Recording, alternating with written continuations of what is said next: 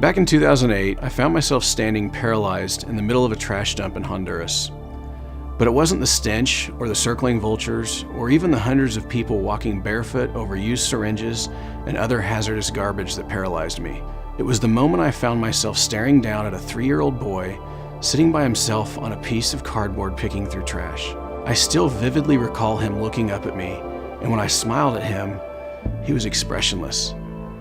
And I couldn't help but notice that I had never seen such hopeless eyes on the face of a child.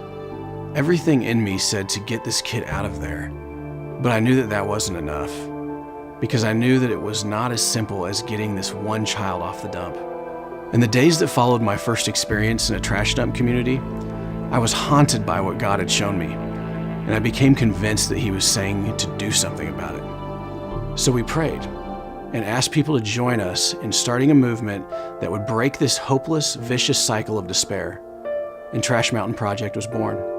An immeasurable number of people's lives are defined by something that is meant to be thrown away, something that is meant to be forgotten, trash. Throw it away and forget about it.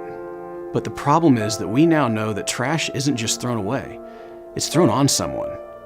And this causes the very people it's thrown on to feel invisible to the world around them. We have the opportunity to shine a light on the crisis that leaves the most vulnerable people feeling as though they are a part of the trash, to restore their humanity and let them know that they are not forgotten. And the only way to do this is to address the problem by multiplication, not addition.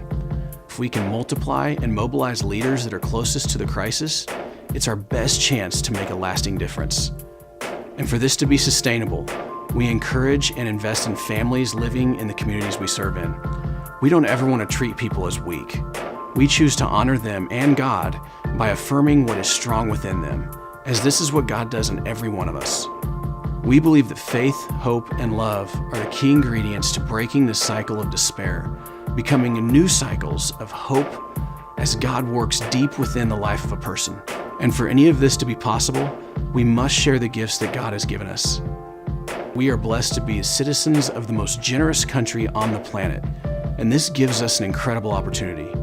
An opportunity to invest in the urgent needs of children such as nutrition, healthcare, and education, but also in livelihood training and other long-term efforts through leaders and families. And we will work tirelessly with what God has given us in an effort to see Christ-centered environments that offer hopeful alternatives to a life dependent on a mountain of trash.